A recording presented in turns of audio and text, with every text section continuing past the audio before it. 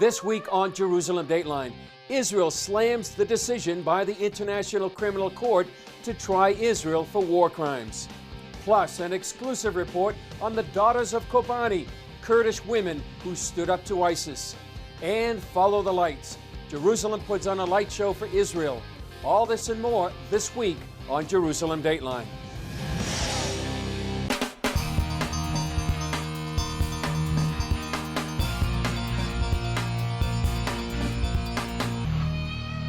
Hello and welcome to this edition of Jerusalem Dateline. I'm Chris Mitchell.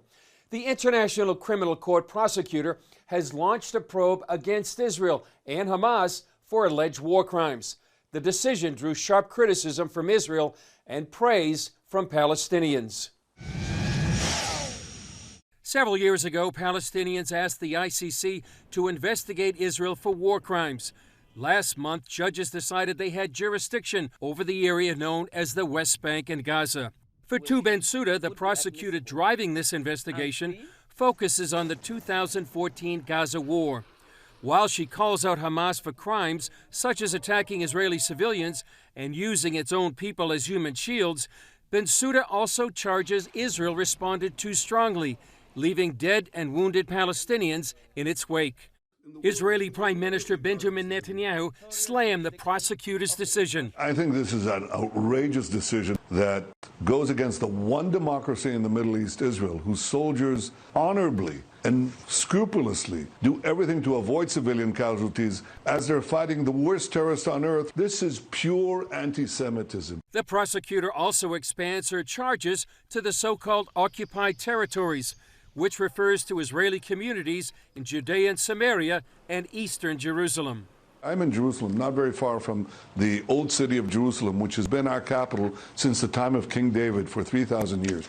They say that if we build a house in Jerusalem, that's a war crime. The ICC, the International Court, was built to prevent the kind of horrors that were committed on the Jewish people by the Nazis, and now they're turning their guns on the one and only state of the Jewish people. Hamas welcomed the decision as a step forward to implement justice. Hamas stresses clearly and decisively that the resistance by our Palestinian people and all the resistance by the national factions in Palestine are a legitimate resistance, and its natural role is to resist the occupation and restore the land and the holy places according to all international laws. Defense Minister Benny Gantz, who could also be a target of the investigations, says the ICC probe rewards terrorism and terror organizations. Israel is the only situation where the court is investigating a non-member state at the behest of a member, the Palestinian Authority, which is not a state. International law expert Eugene Kontorovich says regardless of any decision against Israelis, the court has no enforcement authority. He adds, however, the impact would be on the world stage. What this really is about is the Palestinians seeking to establish the fact of their statehood and their maximalist borders outside of negotiations. So the Palestinians, they don't need anything else to happen for them to have already won. Kontorovich says, bottom line, Israel should not even address the charges since the court has no jurisdiction over it. But Israel should definitely ignore it. It should treat it as a hostile political entity. Israeli Prime Minister Benjamin Netanyahu blamed Iran for an attack on an Israeli-owned ship in the Persian Gulf. The crisis is the latest confrontation between Israel and Iran in the region. Prime Minister Netanyahu told Israel's public radio broadcast this was indeed an operation by Iran. That is clear. Netanyahu would not say if Israel would retaliate, but overnight the IDF launched an attack inside Syria against Iranian targets. Iran denied it had anything to do with the attack, but on Sunday, Israel Defense Forces Chief of Staff Aviv Kohavi warned the attack as a reminder Iran is one of the biggest threats in the region. Iran is not only a nuclear threat, but it spreads terrorism and carries out terrorism and actions against civilian targets. This is the place to reiterate that the IDF is acting and will act in the face of the threats that endanger it from both near and far. The Israeli-owned ship, the Helios Ray, is now in dock in the port of Dubai for repairs. The crew was not harmed, but the vessel sustained damage to its hull. Some suspect the attack came from mines laid by Iran's Revolutionary Guard Corps. The incident raised concerns about security for shipping in the Middle East and comes while Israel and Iran are facing off over Iran's nuclear program. Iran is now enriching uranium one step below weapons grade. And on Sunday, Iran rejected informal talks with the U.S. and European Union unless President Biden drops all economic sanctions first. In yet another incident, at least 10 rockets struck an Iraqi military base in western Iraq that hosts U.S.-led coalition troops. Despite the attack and the COVID-19 pandemic, Pope Francis paid his visit to Iraq. His visit includes Baghdad, Erbil, and Karakosh in the Nineveh Plain, where he is saying Mass at a church once desecrated by ISIS. CBN News visited this church after ISIS burned pews, destroyed crosses, and other Christian symbols. The church has been restored. Many volunteers clean the church in anticipation of the Pope's visit. Many see it as a sign of hope. We volunteered to clean Al-Tahira Church. We are cleaning it as part of the preparations for the Pope's visit to our town. Indeed, the Pope's visit is a happy message for everyone, especially for those in Hamdaniya, because this is considered a historical event, and we are very happy because the Pope is coming. We are passing a message to the Pope and the world that we are here. We, the Christians, are remaining on our land. Our roots are here. It is impossible to leave the homeland that embraced us. It is true that it also hurt us, but the wounds are the starting point for healing, as the wounds of Jesus were the starting point to his path to resurrection. In contrast to its conflict with Iran, and thanks to the Abraham Accords agreement, Israel has welcomed its first ever ambassador from the United Arab Emirates. As Julie Stahl reports, his arrival coincides with signs of a potential security alliance forming between Israel and Gulf states. Israel rolled out the red carpet, complete with the Emirati flag and national anthem, to welcome the new ambassador in Jerusalem. Mohammed Al-Khaja presented his credentials to President Reuven Rivlin, who thanked God in Hebrew and Arabic. You should know that not only am I moved, the entire Israeli people are excited and welcome you with joy. I hope to go forward in building a warm peace in which all the people of the region will enjoy. Al-Khaja also met with Israeli Prime Minister Benjamin Netanyahu. We are making history, and making history requires wisdom, courage, and confidence. Right. And I would say competence too. Competence, absolutely. Competence is also important, but we have all that in abundance, so you're going to have your hands full. Meanwhile, according to the Jerusalem Post, Israel, Saudi Arabia, the UAE, and Bahrain have informally discussed a possible security alliance to face common enemies. While all four countries are U.S. allies, Israel has no formal ties with the Saudi kingdom. These are countries that have shared concerns, shared regional worldview. They're on a trajectory towards, emerging alliance system and working closely together and sharing all sorts of information. But this takes a lot of time. This potential comes as regional tension is growing over Iran's nuclear pursuit. Middle East expert Seth Frantzman says other concerns include Iranian-supported militias and a Turkish regime that backs the Muslim Brotherhood and Hamas. Turkey and Iran are kind of eating up pieces of the region, and their own borders are very totalitarian, kind of stable countries. Wherever they send militias, they destabilize. They send poverty. They don't build universities. They send weapons. The four regional players are also concerned over the Biden administration's plan to rejoin the 2015 Iranian nuclear deal. The key part of the nuclear deal issue is that the Biden administration hopefully will listen to Israel and the Gulf states and make sure that any subsequent deal will really keep Iran from ever possessing enrichment opportunities that would lead to a weapon, not for 5 or 10 years, but basically forever. Frantzman says Biden needs to make sure that any agreement will stop Iran in every arena. Iran's really smart. It plays the region like a piano. So if you say to Iran, well, okay, you can't play the keys of the piano over here. Okay, fine, I'll just play them over here. So you have to think that the Biden administration needs to understand that it has to stop the whole concerto. Julie Stahl, CBN News, Jerusalem. As the U.S. prepares to re-enter negotiations with Iran over its nuclear program, Some say the Islamic Republic's persecuted prisoners must be part of the deal. Jennifer Wishon explains. Yusuf Nadakani is the leader of the evangelical church in Iran. He was pastoring a thriving flock of 400 members when he was violently arrested in 2018. It was his most recent in a long record of run-ins with Islamic law enforcement that included being sentenced to death, all for practicing his Christian faith. He's currently incarcerated at the nation's notorious Evin prison, and he's not alone. Iran routinely mistreats, imprisons, and tortures non-Muslims. The Iranian government must be held accountable for their abhorrent treatment of Pastor Yusuf. Now, as the Biden administration works to reestablish talks with Iran over its nuclear program, religious freedom advocates say the U.S. must use every ounce of leverage to help the persecuted. The continued unjustified detainment of prisoners like Pastor Yusuf increasingly jeopardizes Iran's already unstable position.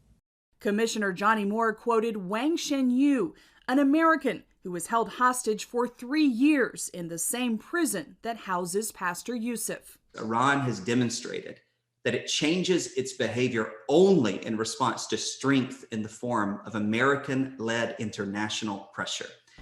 If the present administration returns to the JCPOA without extracting concessions from Iran beyond the nuclear threat, it will relinquish all U.S. leverage over the regime. Diplomacy can't succeed without leverage. Appeals to the Biden administration came during a hearing to highlight the Prisoners of Conscience program sponsored by the U.S. Commission on International Religious Freedom. Family members advocated for their loved ones who've been jailed for their faith or belief. Susanna Coe spoke about her husband Raymond, who served as pastor of the Evangelical Church of Malaysia before disappearing during this well-orchestrated abduction. He loves to tell Bible stories to whoever that is willing to listen. Since the commission began its Prisoners of Conscience program, 14 have been released. Jennifer Wishon, CBN News. Up next, the daughters of Kobani, the Kurdish women who stood up to ISIS and won.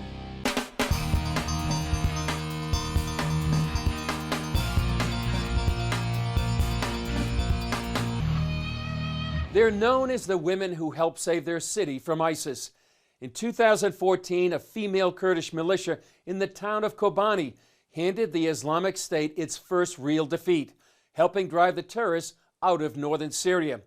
As Wendy Griffith reports, their story is now the subject of a new book, The Daughters of Kobani.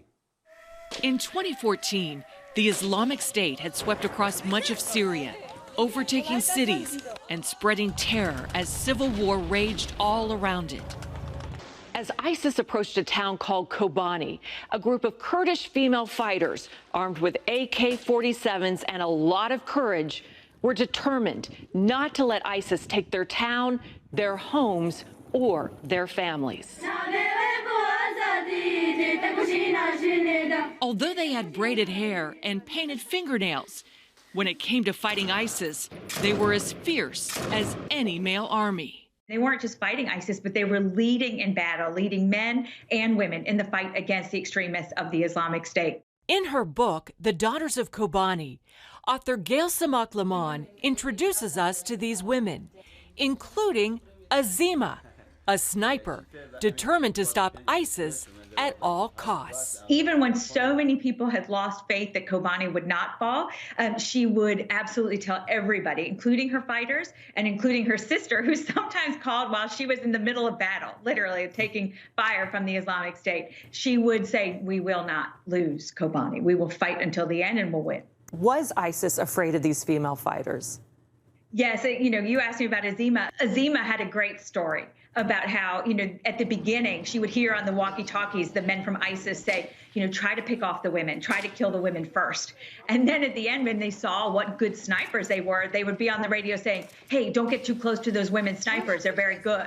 And they took that as a huge compliment. And there was also the fact that their men of the Islamic State felt they couldn't go to paradise if they were killed by a woman. And they would get on the radio and really say terrible things to these women, who then used it as motivation to power them in their fight against ISIS. Lamont's research into the Women's Protection Forces took her to the front lines, where she also spent time with Christian female fighters. And, one young woman from a Christian family told me that her mother at first did not approve of her joining the all-women's force. And then, ISIS by then had kidnapped Christians in the Hawar Valley. And when her parents would go to church, people would come up to them and say, "We're so proud of what your daughter is doing." And I really hope that the Daughters of Kobani does justice to the courage, the bravery, the power of these young women.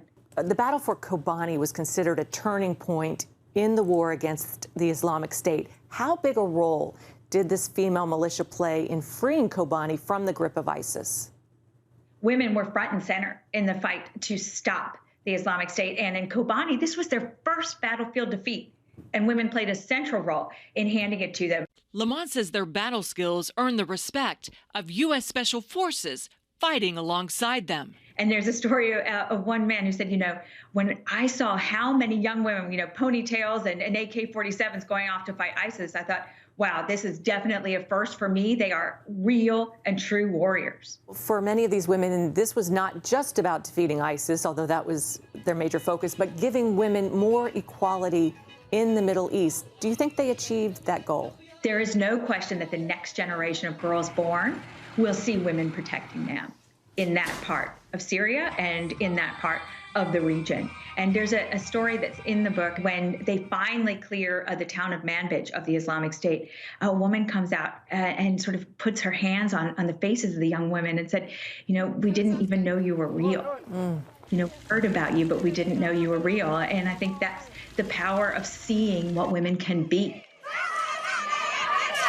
Wendy Griffith, CBN News. Coming up, Written in Stone, CBN's new film on the House of David.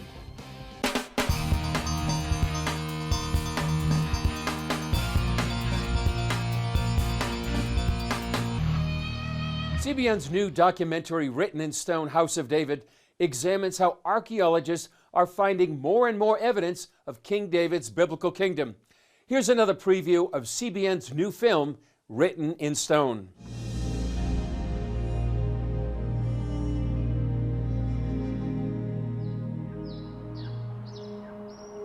One of David's greatest victories took place here, in the Valley of Elah.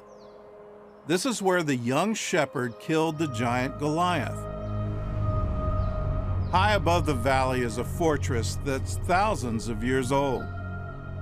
To the local Bedouin, this place is still known as Kirbet Daoud, or David's Ruin. It's the only Iron Age city in Israel that's perfectly preserved and almost frozen in time. For us as archaeologists, this is one of the richest sites in Israel. This is like a biblical Pompeii. The site's Hebrew name is Kirbet Kaiafa, the Fortress of Elah. Archaeologist Joseph Garfinkel first uncovered the city in 2007. He recovered some burnt olive pits from the site and sent them to Oxford University for carbon dating. And this was the revolution, because the results were that the city is 3,000 years old. It was a fortified city in Judah from the time of King David. Nothing like this was found before. And it's proved that in the early 10th century, in the time of King David, you have a fortified city, you have administration, you have writing, we have a palace there, so you have a central authority. So all the claims of the law chronology, which says that these things developed in Judah only 300 years later, have been proven to be wrong. In David's day, the Elah Valley was a neutral zone between the Israelites and the Philistines. In Kaiafa, which was right on the front lines, excavators discovered a large cache of weapons. We are sharing some light on the story of David and Goliath. Up next, Jerusalem puts on a light show all over the city when we come back.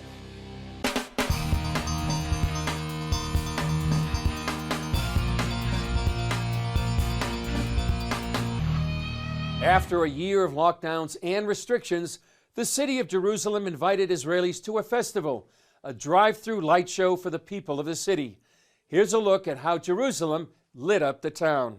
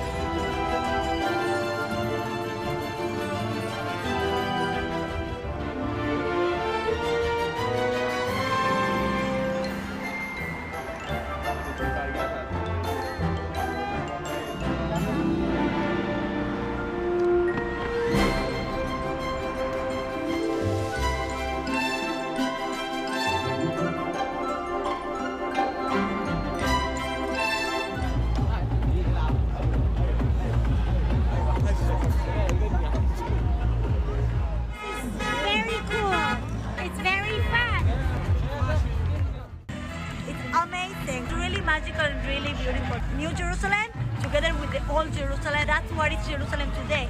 Well, that's all for this edition of Jerusalem Dateline. Thanks for joining us. Remember, you can follow us on Facebook, Twitter, Instagram, and YouTube. And you can also access CBN content through our CBN News and other CBN apps. And don't forget to sign up for our email blasts so you can continue to receive all of our exciting CBN content. I'm Chris Mitchell. We'll see you next time.